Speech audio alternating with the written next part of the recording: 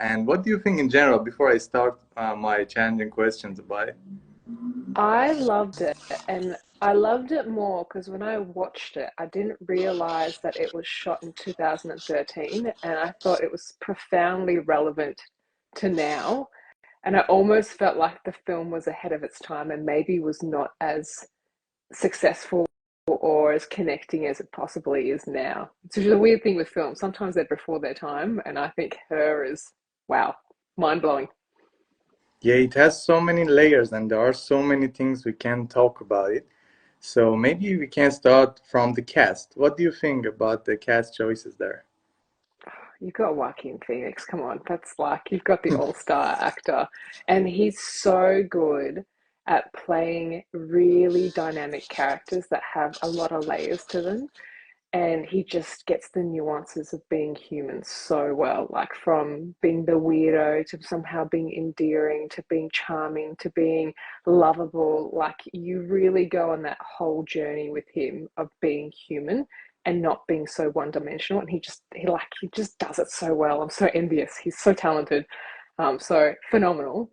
And obviously all of the female cast, they're all in their own right mind. They nailed their particular characters, like, you know, the girl next door to the troubled partner who doesn't live up to expectations or internal expectations, and just the friends as well. Obviously you got Chris Pratt, like, which for a second I didn't realize it was him, just because he was not so alpha. Does that make sense? He was very effeminate and very touchy feely, which I've never seen as frequently in films for him to play. But just, yeah, it was really interesting. And obviously, we have a character that's not really a physical character by Scarlett Johansson, who her voice just, she should just do audiobooks all the time and I'll just sit there and listen. She can say anything and I'll just be like, that's just wow.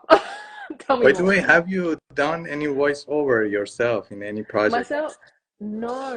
Oh, It's maybe surprising me once for why not, because commercial. you are very good at it too. Really? Oh, thank Yes. you. I'd love to do voiceovers, especially the animation. I think that's one area I haven't explored, which would be so much fun to be a little character. Yeah, So exactly. yeah. And But what did you what think was of the characters? the characters were very And interesting, especially the supporting actors. I was thinking, even if they had a small role and they contributed meaningfully to the role, and it was very interesting for me. do you know what I love doing when I watch films, just because I've dabbled in this in the past, is the extras on film sets. And I really love, there's a scene where, I don't want to do any spoilers, where Joaquin Phoenix thinks that the iOS has disappeared and he's freaking out and he's running through the streets trying to connect with her and he's fallen over and there's all of this, you can sense the frustration, the fear, everything. And you see all the people around interacting, like trying to help him, and like that kind of symphony of all of these people adding layers to that sense of urgency, that fear. I love it when people nail that, because sometimes we can have other characters or background actors that people don't necessarily think add as much to a scene as they do. And in that moment, I think that whole symphony of him rushing and these other people in the background adding to it was just beautiful. Like I was sitting there going, what's happened? Has she died? Have they deleted them? Like, where is she? Yeah, exactly. I'm glad you mentioned about the background actors because, we usually think there are some random people in general, but in fact that it's very important how they contribute also to the movie and how also the director used them in order to make such scenes. So that's right. 100%. And you know, a lot of famous actors, if you go back further enough to old movies, you'll be surprised to see them pop up as background actors in films. And you're like, what? And how did you never notice that they were there? But again, they were doing their job so brilliantly that they just seamlessly kind of entered into the world and added texture and color without detracting and taking away from the main, obviously, performance, which is the main actors. So I love dissecting films like that as well. Yes, and interestingly, whenever I'm thinking about acting, for example, because this is not my job, and I'm thinking it as a hobby. But for example, when you do it professionally, like you, you go through some physical torture sometimes. For example, you are in some situation, exactly in that movie Bugs metaphor that you had the main role. You go through that hard situation, even physically. And for me, for example, I cannot imagine myself to go through this. Like, I need some comfortable sets, very, as a hobby, I want to do that. So in that case, for as an extra role, it will be interesting for me to do something as an Oh, extra role. 100%. I encourage everyone. And I think acting should be accessible for everyone, whether you are pursuing a professional career in corporate, whether you're choosing to take care of your family full time. Like, these are all noble forms of contributing to the world, to your own success. But I think the act of acting really helps transform you as a person. It helps you unpack sometimes things that you may live through that in the moment you don't quite understand, but when you go back and you have to act these emotions, these circumstances, you have a new understanding and new appreciation, which changes you as a person. I think acting can also bring a confidence, and it can, and also like a self awareness, but like a self appreciation, if that makes sense, like what your mind and your body can do when given so little material. So I encourage everyone should try and put themselves into acting. I don't think acting should just be limited to paid people, to famous people. I think it's a practice that everyone can partake in and take something for themselves out of it. So yeah, I love acting, and I hope everyone gets a chance. And even if you're an introvert and that you feel like that's inaccessible to you, I would encourage, give it a try. Like, it's, if you're amongst actors, it should be a safe place to play. That's what it is. Acting is being curious about the human condition, curious about society, and just playing. That's how it appears to me anyway. And But I yes, heard, you should do some extra work. yeah, for personally, I really try to be in such project. It will be such great experiences. But as I say, as a hobby and background actor, because I know what you guys doing professionally is really hard. Some people think you're just in front of camera and you get famous just like that, but it doesn't happen easily. You even mentioned that you broke a toe in The Great Gatsby, so it's not that easy. No, and I'm still deciding whether I should get GG tattooed on it in commemoration of the hard work this poor little toe did for that film. But then I'm like, will I get bored of the tattoo? Anyway, I digress. I could chat about anything for ages. But yes, everyone should give it a crack. And I think background actors, not everyone appreciates the art of it. I also think it's a wonderful opportunity because not only do you get to see how a film set works, you get to go on a set, but you get a front row seat to watch some of the most skilled actors do their craft, and you're getting paid. Like, that's mind blowing to me, that that's a job, that you can watch some of the best people do their craft, see what choices they make, see how what is their process, because everyone has a different process, as I've learned. And there's not one size fits all, but you get paid to be at a front row seat. Like, how incredible is that? Obviously, it's long hours, but it's still incredible when you really think about it. And the food's Yes, amazing, that's really by the way. great opportunity for those who are interested in acting. Yeah. And for example, in Cyprus, unfortunately, we don't have such, for example, institutes which are supporting extra actors.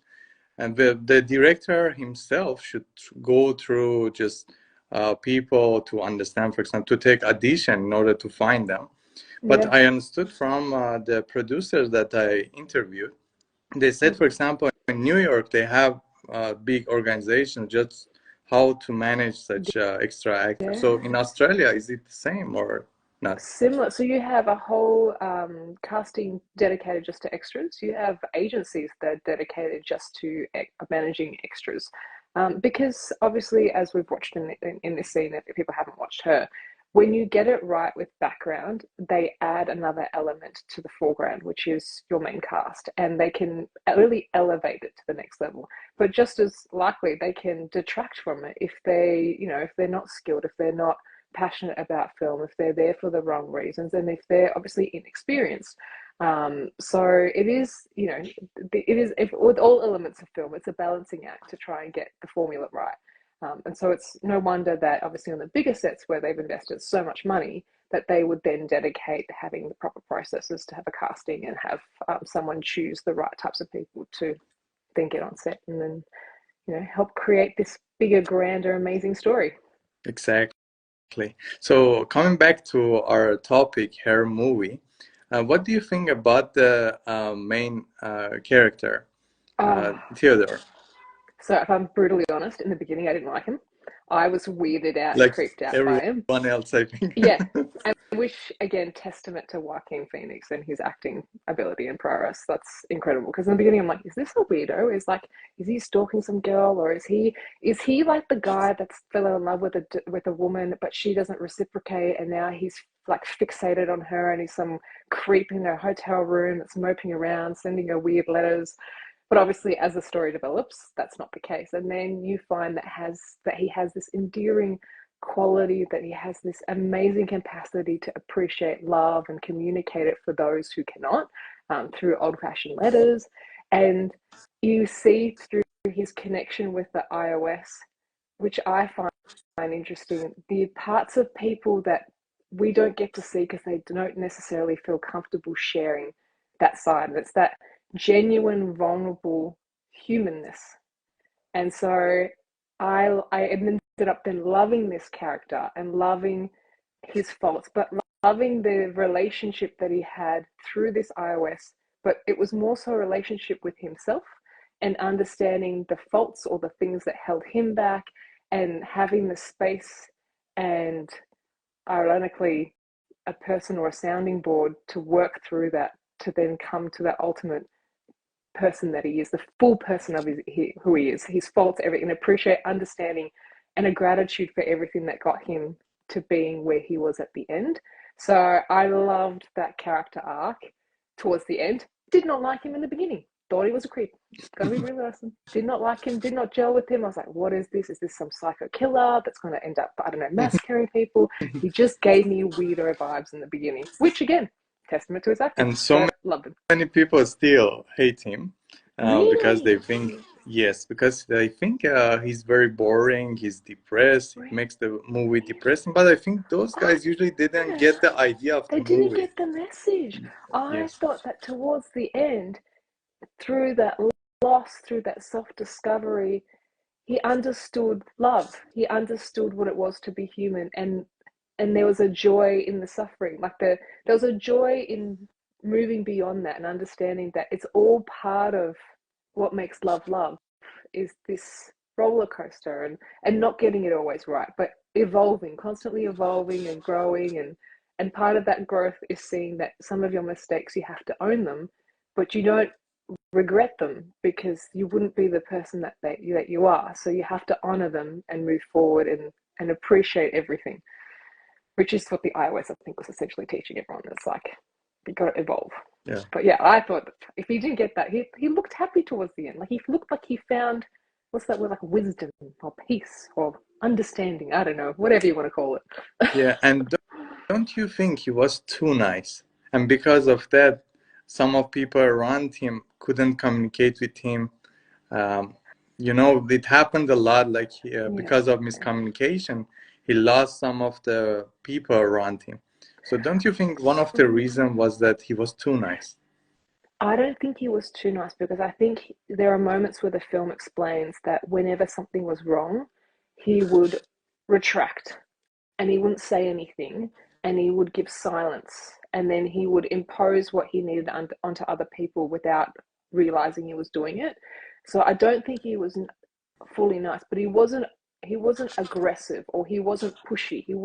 He would just, like, as psychologists would say, stonewall and retract, which is another way of dealing with stuff. And it's funny, I put what this is all my interpretation. His quest for connection and his yearning to be part of something bigger, something greater, have a purpose, which he thought was another person, would ultimately force him to then remove himself, because it made him vulnerable, or he didn't quite understand, or he didn't know how to ask for what he needed, but in a way that would not take away from what the other person needed. And so there was this balance of, throughout this film, of him tugging at this notion of, how do I get this equilibrium right, where I can communicate what I need or understand what it is that I need from another person, but vice versa, I understand what they need and find middle ground. So yeah, I didn't think he was too nice, but I think he did retract, which then added to the creepy vibe because he wouldn't engage with people. Like if people would invite him out, he would just not respond, which is weird.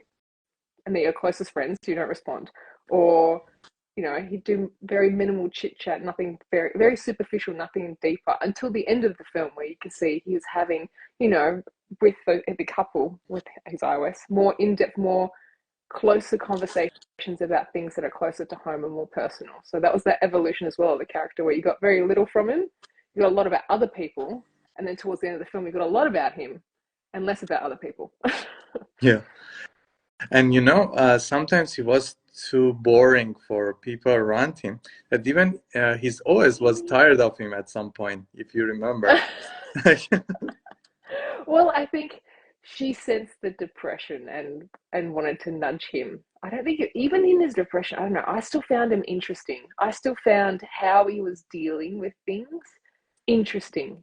But maybe that's also because I'm a female. So obviously, females traditionally we cope with things differently. We're very chatty. Well, not all females, but we tend to be.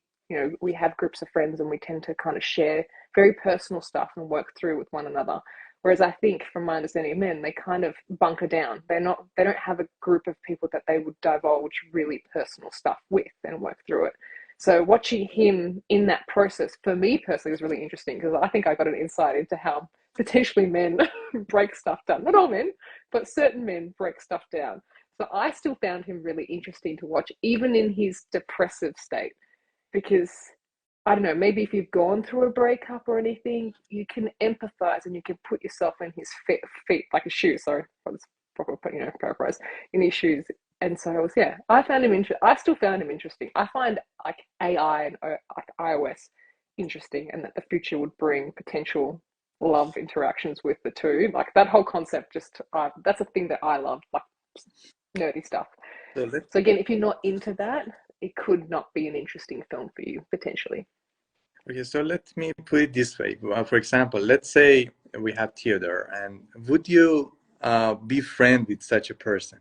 Yeah, but then So again, you would consider friendship. yeah, I have autistic people that are my friends. A lot of my friends, unbeknownst to me until later in life, have So would autism, you which I think is normal. enjoy spending time with such people? I find them interesting. Hmm. I don't know. I do because sometimes they may lack in certain social convention, but they bring something completely different that my brain would never go to, and I find that like they teach me stuff all the time. But maybe that's just a quality I have. I still find them interesting. And I think also we all go through depressive phases in life. Like I've had depressive phases. I've had friends that've gone through depressive phases. And I think if you're a real friend, you don't turn your back on someone just because they're going through a hard time. And even if it is a weight on your shoulders, you stick by them. You kind of, because eventually through consistency and persistence, you get through the other side.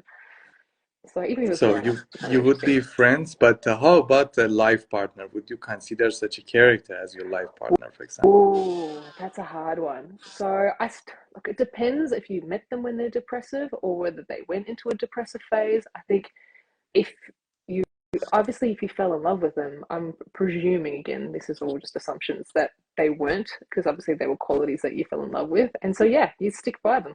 Like that's just what that It's is. indeed very challenging. It Like, for example, the is, relation I he would. had with his ex, like he explained that she's coming from a background that nothing is good enough for her. But the reason somehow could be like Theodore was not interesting enough also for her. Yeah, that 100%. But I think in those scenarios, it's not about the depression or anything. I think sometimes you outgrow partners, like especially since in the film it references that they were their first, they met each other when they were growing up, like it's their first significant love. And I think when it's your first significant love, some people manage to stay and have 100-year marriage if you're so lucky, which would mean you're also doing well in life if you're living to 100. Um, but a lot of people, you outgrow them, but they teach you so much, which is the nice arc of the story of like honoring that this was my first love and that they taught me so much. And I'm grateful because I wouldn't be the person I am today, but I'm now evolved from that point. And it's okay to let things go that no longer serve you in the hope of moving forward. Because if you're not bringing the best out of each other and you're bringing people down, and it's like, I think if you've been in a bad relationship, you know that you both bring out the worst in each other, and there's nicer qualities in either party, but for some reason when you two combine, it just goes um, that's okay to let go, to let other people find happiness. So I think it's okay to then part ways in those scenarios. And I think that film kind of showcased that a little bit as well. Because, yeah, Exactly. there's a They difference show it between very well. outgrowing and a difference between standing by someone who's going through a difficult psychological period in their life. Exactly. And what do you think about Amy's role? Oh, I loved Amy. She's cute. Amy, just to confirm, because my brain is late at night here. Amy was the best friend, right? Yes, exactly. Yeah. Oh, I loved her. She was so endearing. And she had some really good nuggets of pearls of wisdom of like when he was having that internal crisis of I'm in love with an iOS and it doesn't have a body and people are starting to look at me weirdly and my ex called me out saying that I'm a freak and blah blah blah, and how she's like, you know what, you realize you're here for only a short amount of time. So what's the difference? Be happy. Like she said, I'm not in the relationship, so I can't tell you if it's real or not. And I think that goes for even if it's a physical person, right? Like other people can't tell what it's like to be in your relationship, only you can. So if it's real to you and it's significant to you, that's all that really matters. And so I think she had some really beautiful nuggets of wisdom, but also she's like, I love all the characters she plays because she's just got this lovable, cute, like you just want to, I don't know, wrap her up and protect her and be her best friend quality about her. I don't know, just the way her face looks. I don't know. I don't know how that works. But she has this, yeah, this sweet, endearing quality. But obviously, also her character showcased in another relationship where I think you find another person that you appreciate and you respect, but you may not necessarily work well in a romantic relationship. And again, to that point that when you don't bring the best out of each other, and how she was commenting that she broke up over something stupid like the shoes were somewhere.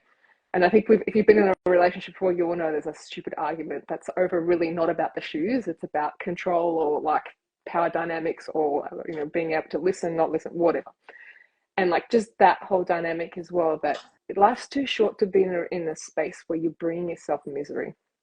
And Yes, realistically, when you're in a bad relationship, again, this is just my assumptions, you're also responsible for being in that relationship. And if you know it's not working and you're bringing yourself down, and also you're allowing yourself to be in a space where you bring yourself down, you're kind of doing it to yourself. Like you have to take some responsibility. And I think it was nice watching her go, look, it's time to separate. And you're here for a short amount of time. You owe it to yourself and the other person to be happy at the ultimate. Like that's all that life should be about, finding people that make you happy, that make you curious and excited about life. And like the iOS, he loved the iOS because she was so curious and excited about life. And exactly. sometimes I think Yes. we get in a rut You with mentioned society, it with all the like pressures. she's Yeah, interested in life. Yeah. life. And that's, I think when you find the right person, they make you excited about life again. And when I think when you, I haven't had kids, but from what I've observed, because I do a lot of kids entertainment, kids have that quality too, where they make you excited about life again because you see everything through their eyes and everything is so new and so shiny and so wonderful. So yeah, I loved her character because she just had some nuggets of wisdom from someone who recently broke up to someone that was still dealing with a breakup a year later. So it was a nice juxtaposition of the two ways of approaching the breakups. He was like holding on, and Yeah. she was like, "Nah, I'm ready to live." Yeah, and what I liked about this character was that she was a true friend to Yes, Theodore because it doesn't matter when she was married or she went through a breakup.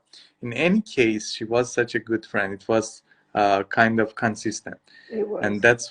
that's what I really liked about it because these days when you are a friend with someone and when they get married, they have different behavior suddenly. The dynamic of your relation changes. But for Amy, it didn't matter. In any Yeah, case, she was a true friend. That's what I I really loved know. about her character. She's like my idol. Like that's now my new benchmark. I need to step up because, you know, we've all gone through periods where things in life take over and you're like, you know what?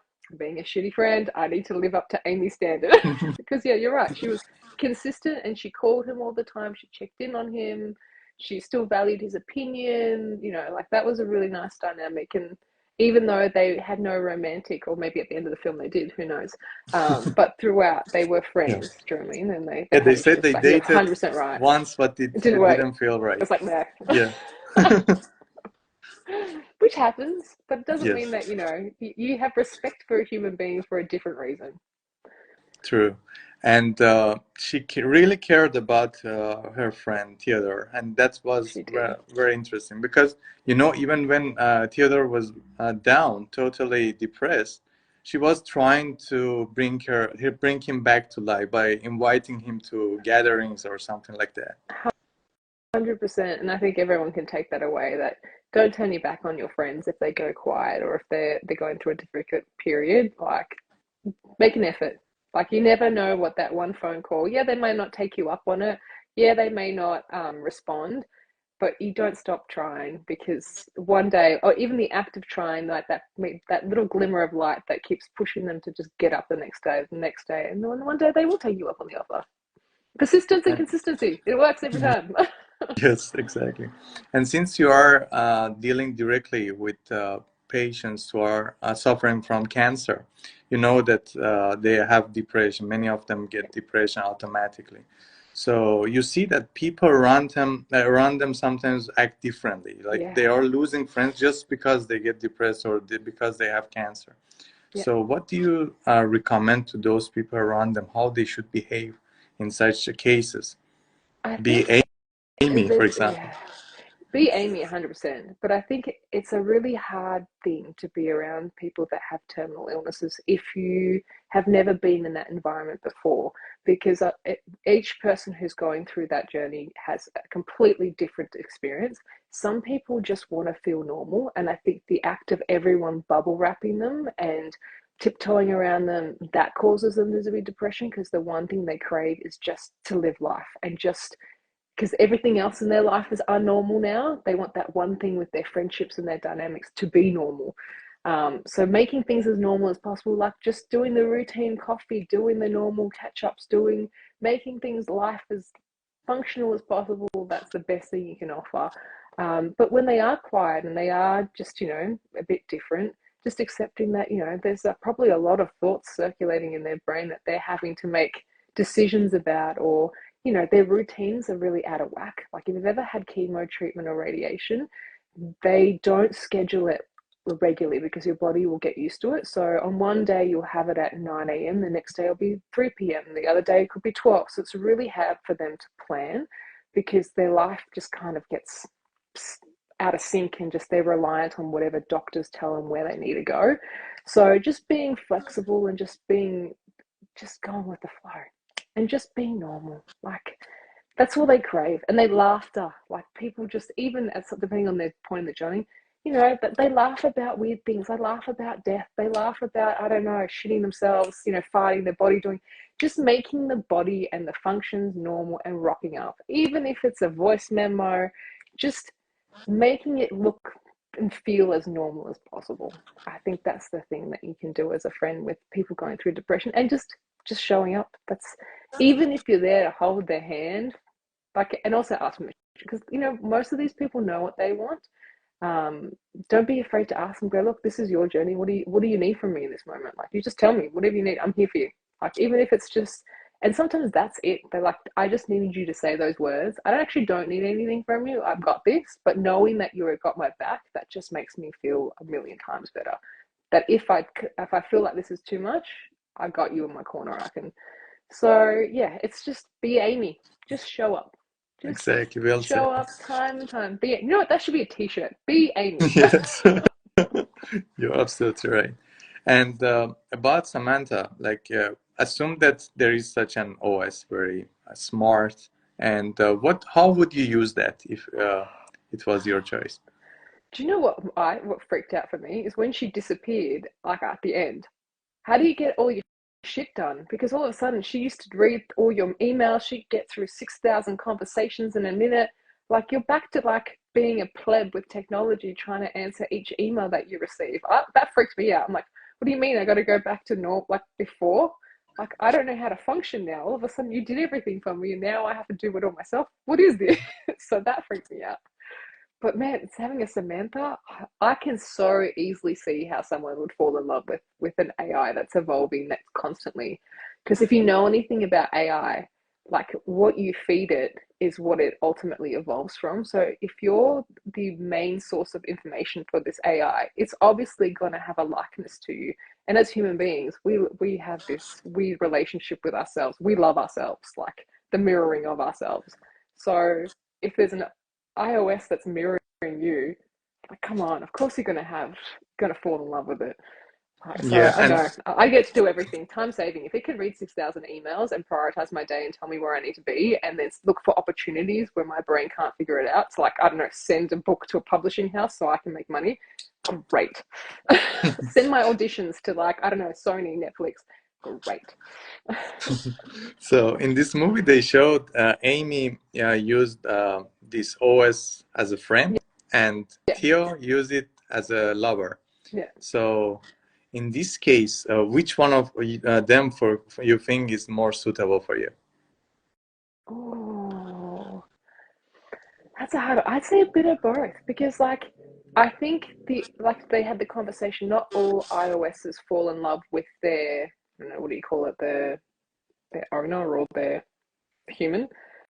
Um, so I think again, and that might be because it depends on the person that's feeding the information and what their yearning is. So maybe he yearned for love, and that's why it mirrored and become a love interest. And for her, she was yearning for a close friend, and that's why it mirrored. But I don't know. I think having someone, for me, it'd be somewhere between in the middle, but having someone where you can have all these like stupid brain fart conversations. Like you have an idea that pops into your brain and then you can just have a spin off conversation. Although I have that with a lot of people in general because I'm chatty, as you can tell. I think that would be funny. Like just being able to ask someone, oh, I just had this idea of blah, blah, blah. What do you think? And then having someone spitball back to you and then evolve that and go, oh, I never looked at the world that way. Like I'd find that funny and interesting. Um, and then also to pick things out in the world that potentially I haven't looked at. Like, you know, when you're walking around, I think he says something to her about how many trees there are in a forest, and she's like, nah, try again. And then she spits out the exact number. Like, that'd be cool. Like, knowing random facts about the world that I had no clue about. Yeah. So, somewhere in between. I'm not sure if I would want it to be a lover, but look, who knows? Who knows what the future will hold, you know? Yeah, for me also, I'm thinking this the same. Even more friend than any Yeah, life partner or something like that. yeah, Because it why is the reason? What's the reason to be in a committed relation yeah, with OS? And but I understand why Theo would yeah. fall in love. As we said, he had such miscommunication with people around him. Mm, So the OS understood him better than anyone else. Even for Amy, I noticed that she really wanted some kind of being recognized because, for example, she had art, but nobody understood her art. So she was, for example, had a project like she's just laying down sleeping mm, and just took a video from it herself, and yeah, nobody around him, even Theodore, didn't understand like what's the good thing about this project, yeah, you know. So Amy also needed OS for such recognition, as I yeah. understood. And support to not I think to support to not let the self criticism get her down, to keep exploring her ideas and thoughts, because also the dynamic in her other relationship, you could see her partner was very quick to try and fix everything and tell her how she should do something. And I'm sure that came from a good place of wanting to help your partner, but it came across of like, well, you should do it this way, this is the right way. And you could see how then for her that was really stifling and really constricting. Like she couldn't feel like she could express herself or even figure out who she was and how to express herself because she didn't have the space to make mistakes and figure out what it is to be her, which is ironic because that's the title of the movie. So yeah, Yes. no, I can see how she would have, you know, have a friend. But also I think even the movie touched on the fact that like because she doesn't have a body right, like she can't die, she'll continue on. So at some point he would die, and that would be really interesting on the iOS to have like how that works. It's like that movie with 3,000 Years of Longing where you have a genie that can live forever and you have a human that can only live, you know, 80 to 100 years or, you know, more if you're very lucky. So that was, you know, that's an interesting point, Mike. And the way also Theo, actually not intentionally, but used Samantha was to publish that novel. So it has so many applications, such Yeah, OS, which is an artificial intelligence. So it's very interesting how we can use it. People would use it differently. yeah, And I'm thinking there are so many good applications that they couldn't even mention everything in the movie. Many even critics said that it was too long, but I can't even get enough. I wanted to yeah. be even in the series. Yes. 100%. And I thought it showed a really positive side to iOS instead of the very, like, it's not iOS, it's AI, where a lot of the media and a lot of things that are happening now, there's a lot of focus on the negatives of, of it taking away jobs and, removing creativity in the world because it can do everything better than a human, blah, blah, blah. Whereas this showed that when you feed it the right information about the human condition, it actually becomes an element of supporting human connection and evolution. It's not a hindrance. It's not detracting from what's being human. It's not putting us in a cage. It's actually helping us to get to that next level of being, or whatever you want to call it. So I thought that was really a positive from the film. Yes, absolutely. And I believe that AI would even bring our creativity to the next level. Even it doesn't destroy it, it will bring it to the next level. So hopefully they will also show some positive sides of AI as well, not to show all the time that robots will kill us, robots will dominate us. Instead of that, they Well, could focus on that. I think it depends on what you feed it. Like anything, it's like a child. If you feed it the wrong information, of course it's going to be negative. Because I think the previous AIs, which are, if I remember correctly, that were modeled after Microsoft or whatnot, they've got a lot of info through the Twitter feed. And what's Twitter? It's filled with trolls of people just sharing hatred of people's thoughts and calling people out and all the rest of it. So if you feed an infant all that information, well, what is it going to evolve from that? More hatred, more negativity, more destruction. So I think it showed really a lot, and how the AI changed between each individual that was using the iOS. So it really made the point of who it's with, it evolves to something different. What information you put into it really does change what the output of the AI is. So I think that was a nice, interesting lesson from that film too. Yes, and the reason people are not that much positive about AI, I understand also because the developers, it really depends on the developers, what they want to do with it. So based on what we see in this world at the moment, that still there's no peace all around the world. And that's why we get worried. This guy is going to develop AI, so how they are going to use it again for such cases. That's why people maybe not that much optimistic about these things. Which is fair. I think there's just not a lot of a code of ethics around AI, and not a lot of legal support to ensure that the right things are done by AI. And I think with anything that's new, there is always a period of uncertainty until regulation or support or infrastructure is built around it to ensure that it's fair and it has a positive impact. So I can understand people's hesitation but you can't slow progress. If AI is already being used, and to be fair, I think AI has been used for many, many years before it's been public knowledge in many applications through government security and all the rest. I think it's just become more commonplace now and more accessible by the general public, and that's where it's a bit more scary because they haven't had as many years to play with it as the rest of governments and politics have. Yes, true. And what do you think about the role of Olivia Wilde in this movie? Oh, The she was blind date. interesting. The blind date. That was such an interesting scene. Like, how do you unpack that? Like, I can understand her character of like, oh, I don't have time to be in a non-committed relationship and him being uncertain. But then on the flip side, I'm like, you just met this woman and she's really just put a lot on your shoulders all of a sudden after a blind date. So I was like, she was to me a bit of a weirdo. Like from 0 to 100 and then expecting zero from 100 from the poor bloke. So, but it showed like, the difference when people know what they kind of want, versus when people are still trying to navigate what it is to have human connection and to have love and whatnot. But I really liked. But then again, it was very engineered because then like Samantha booked the perfect location for did all the research for the date, and so it also shows that you can't force connection on people, even if you do all the right things. Like there is that little element of the unknown that has to click. but it was an interesting lesson for Theodore to see, all right, like if you saw his response and how she was so strong with him and called him a weirdo because he didn't have an upfront answer or didn't upfront say that it was just, him getting to know her, and it's not like it's, 100% that we're going to be forever after one day.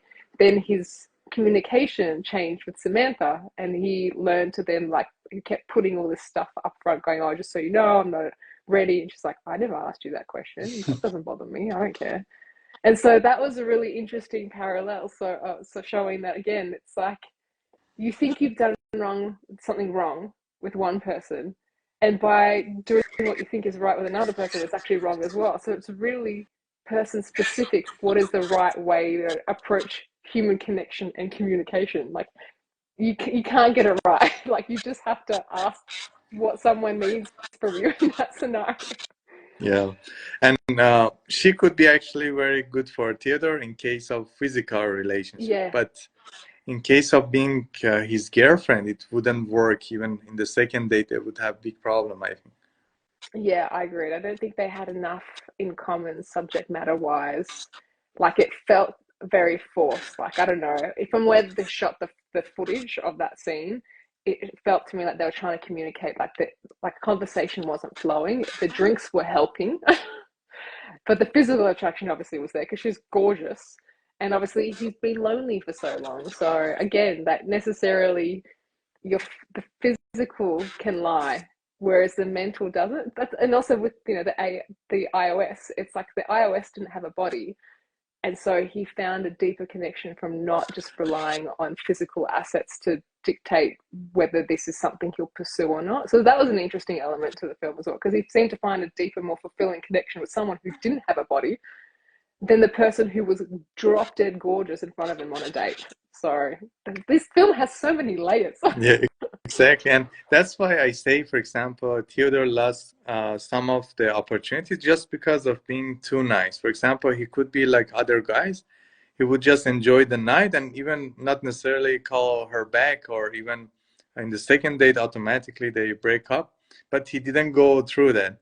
Yeah, And that's why I'm saying he's sometimes too nice. And maybe girls even don't like guys like being too nice. Like, for example, Olivia was interested to just do the same thing again and again like other guys with Theodore, but Theodore didn't play that game.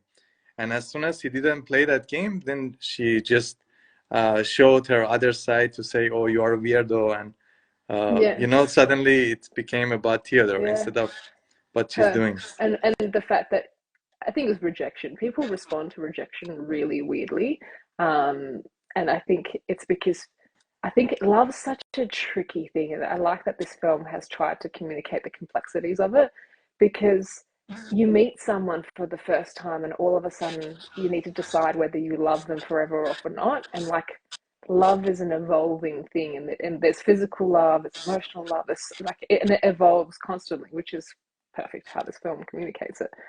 And so you can't, like, it's so complex to meet someone and then all of a sudden go from zero to 100. So I don't necessarily think he's too nice. I think when it's about the people want different things in different moments. It's like, and certain people bring those things out of you, whereas other people don't. And it's like he might be really nice, and then to another person, that niceness is so endearing, and that's everything they've been looking for. Whereas to Olivia Wilde, that's something that's jarring. And again, also on the flip side, you could say that based on her past relationships, she's never experienced this niceness, so she doesn't know what to do with it. So her whole response is, "It's an unknown. I'm going to have my walls up and be really aggressive and bleh." So you can see both sides.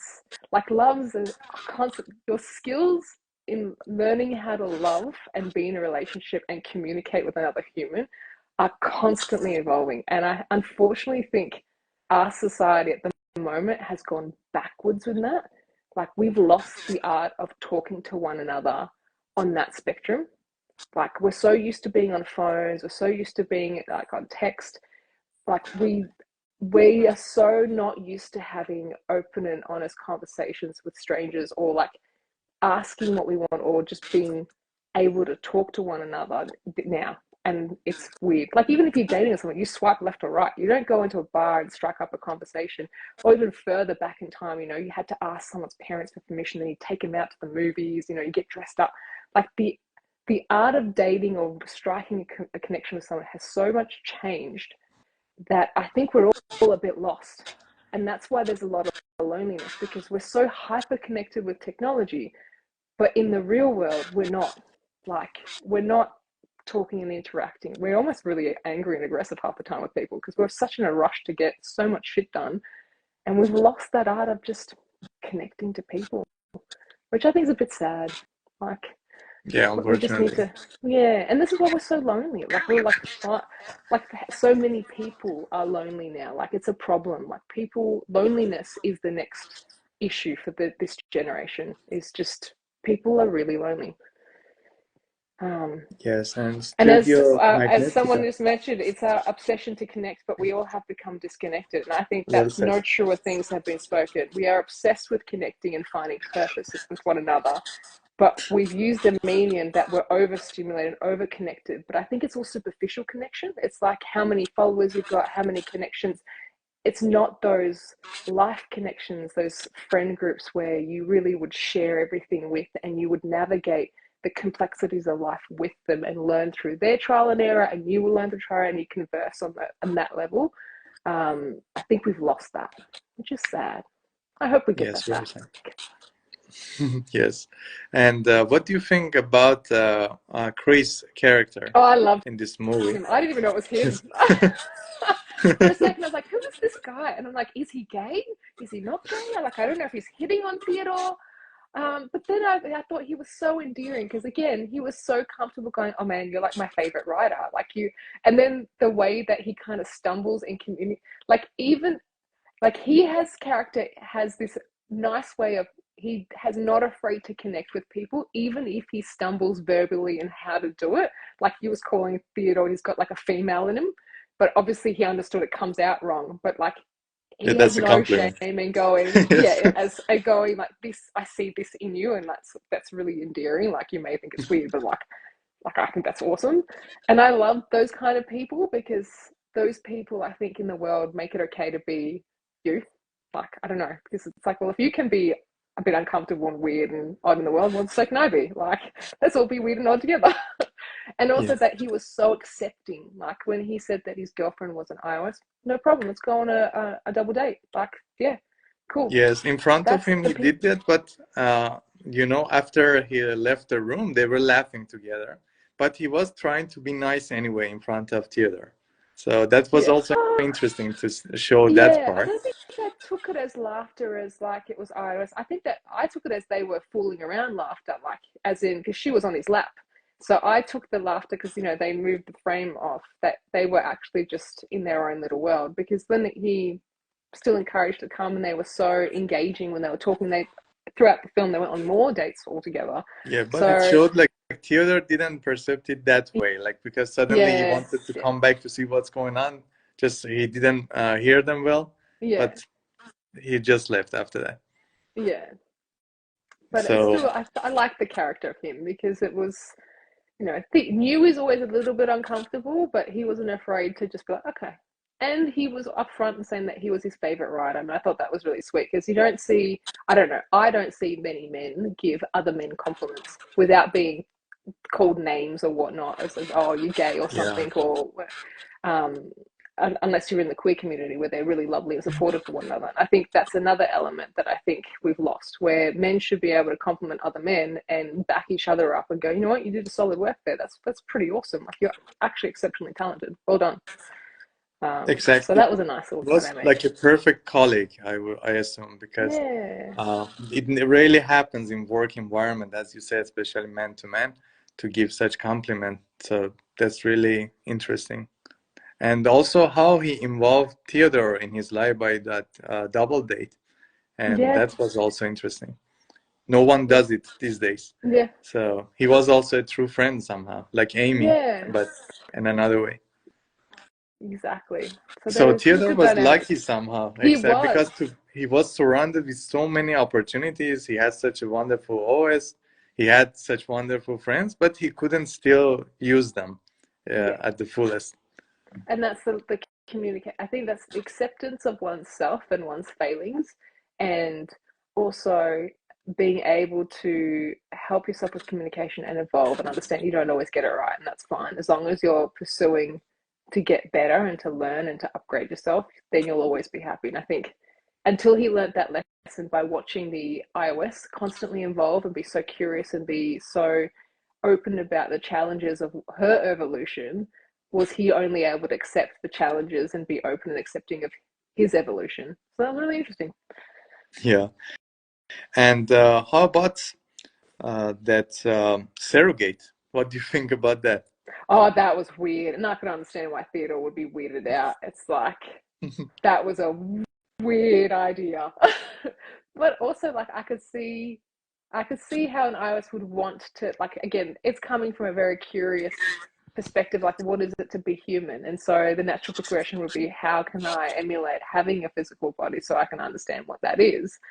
And so from an experimental side, I can so see why the iOS would do it. But from not understanding the psychological impact and damage to Theodore, who is not that way inclined, um, that would just be weird, because it's like, this is another person with another, like, cognitive ability that has another whole different thing inside that's just temporarily allowing another person's consciousness in them for the deed. That, yeah, that weirded me out, but it was interesting. Weirded me out. And But also in weirded terms of me out again, why she wanted to be that way. Like, she wanted to be the conduit, which then made me ask questions. What's broken in her that she's questing to be a conduit between Samantha iOS convinced and him? her. Also, that's also Yeah, something we should know. that's manipulation. There's a whole kind of toxic relationship there to unpack. That was a real Yeah, doozy as but well. in terms of again a physical relation, just focusing on that, that would be again such a big opportunity for Theodore. Like for Yeah. example, I was thinking, okay, how men would think in this way, like, okay, after this year, maybe we can now convince another one to do the same again and again, Well, to have I was different, thinking, because she was okay with that, it was yeah, nothing forced on her. yeah, but I was thinking the other way. So I don't know. From what I've understood from friends who are on Tinder who chat too long with guys before they meet them, if you're talking to someone in the ether and you've never met them, I think subconsciously you create an image of them and an idea of what they would be like, because you know that this person as of yet doesn't have a physical form. So it's like when you read a really good book and then they convert it to a movie, it's sometimes a bit of a letdown, because in your head you've imagined these characters with completely different characteristics.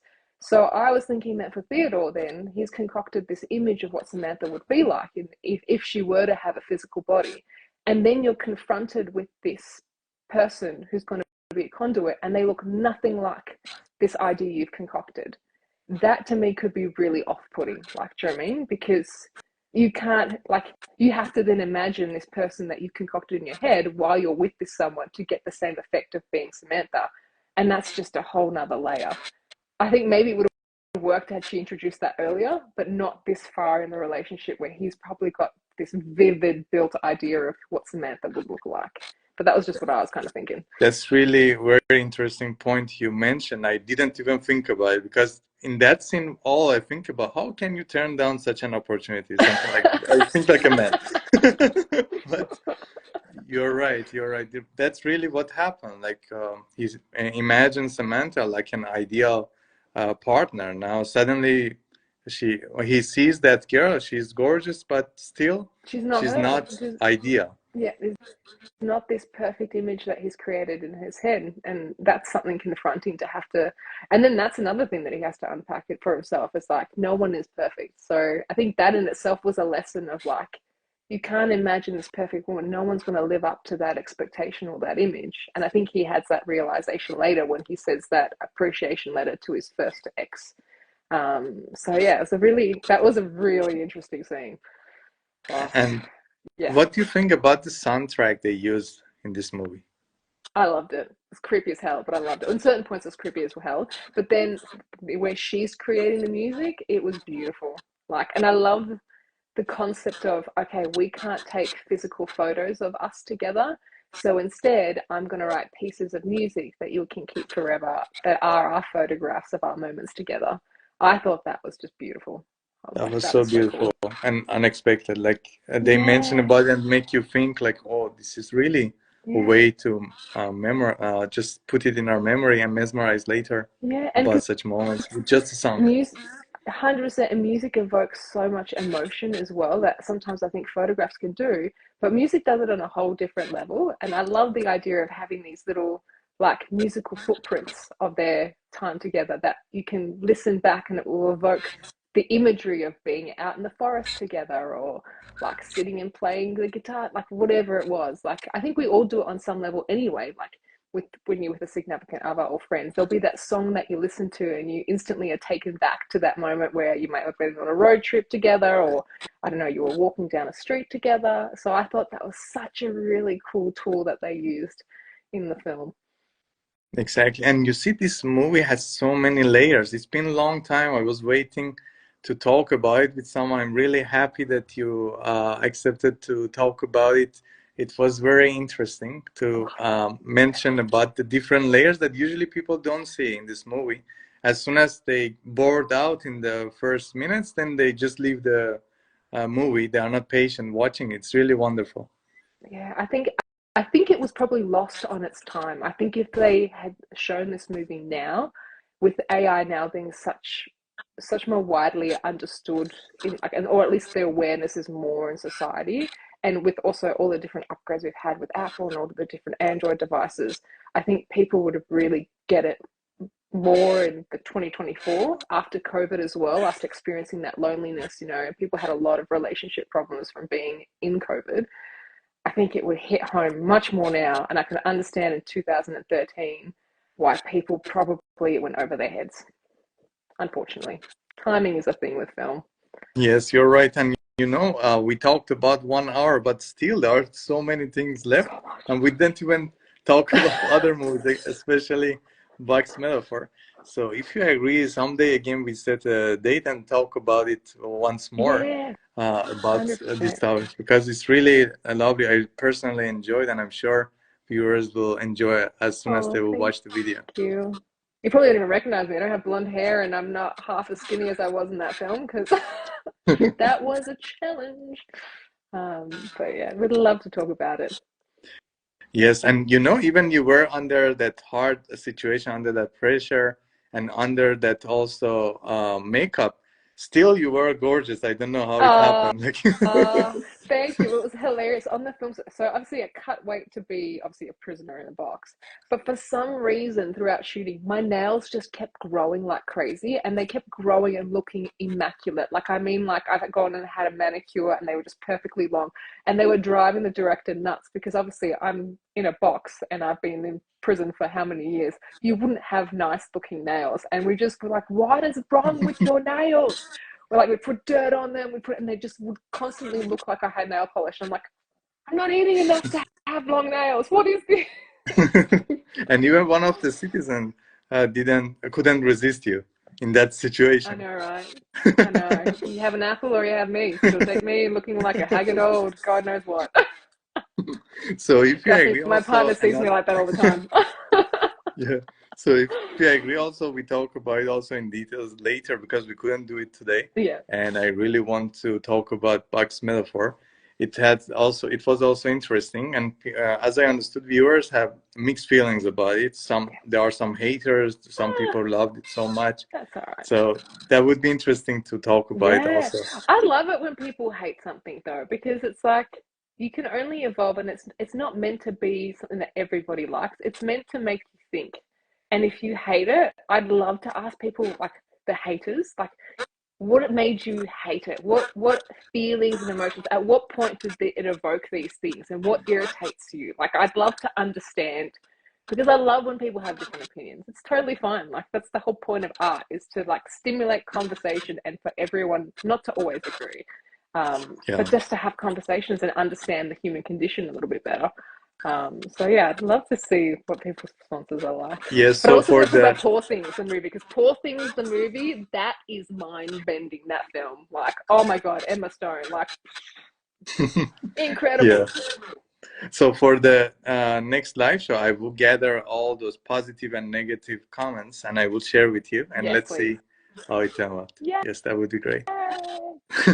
So Kasia, thank you so much for joining me today. I really enjoyed our talk. It was so Oh, interesting personally likewise. for me, and I'm sure it will be interesting for the viewers as well. Thank you. And thank you, as always, for having me and letting me ramble because I know I can ramble. I'm a chatter. That's the No, I personality. really enjoy every moment, and I really appreciate that you talk about it, and you talk about it not only, I mean, just long. It's really interesting. Each thing that you mentioned, you thought about it before, and you are smart. I even mentioned about it in a direct message that you are really smart, beside being Oh, thank such a good you. actress. So I really enjoy talking with I you. pretend to be smart. I'm really good at pretending. That's the actor in me. No, no, no, you're being modest. Those things you mentioned about this movie, it shows that you are such a beautiful mind. That's for Oh, sure. likewise. Thank you so much. That's the nicest compliment anyone can give me. Can I get that in a t-shirt? So thank you so much, Kasia. And thank Thank you, you. everyone. I know it's Sunday. You couldn't join most of you, but I hope that you will watch the videos on Instagram and YouTube. Likewise. And thank you to Kevin, because I didn't mention his name. He's actually the director of Box Metaphor, who had that really lovely insight about us being overly connected, craving connection, but being obviously disconnected. So shout out to Kevin. Thank you, Kasia. See you then. Bye. Thank you. Bye, everybody. Thanks for listening.